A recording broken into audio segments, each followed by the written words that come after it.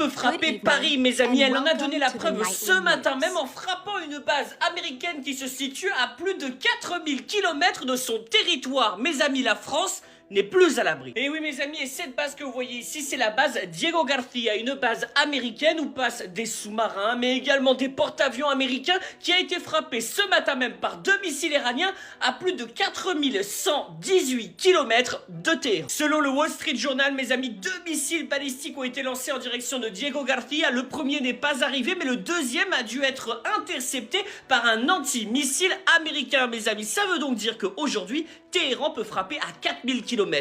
Et c'est vraiment une information cruciale. Déjà, c'est particulièrement étonnant parce que officiellement, le Khorramshahr 4, l'un des missiles balistiques les plus puissants des Iraniens, ne pouvait aller que jusqu'à 2000 km. Donc il pouvait frapper en Grèce, en Roumanie, au Kosovo, mais absolument pas à Paris ou à Londres. Sauf que justement, 4000 km, c'est exactement la distance qui sépare l'Iran de Paris, mais également l'Iran de Londres, mes amis. Cela veut donc dire que désormais, les responsables européens doivent se montrer prudents. Et surtout, il faut que Macron redescende sur terre. Nous n'avons rien à faire dans ce conflit. Bon courage à ceux qui vont survivre.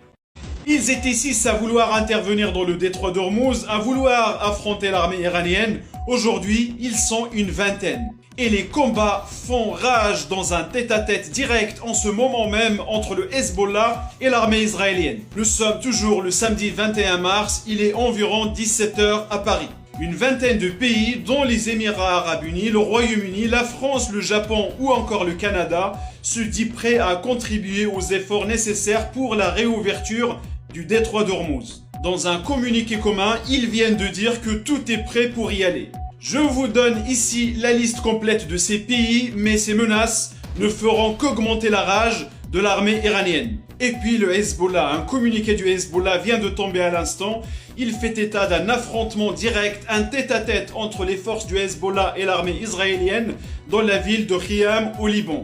Je compte sur vous, abonnement, like, partage et promis, je vous tiens informé de tout.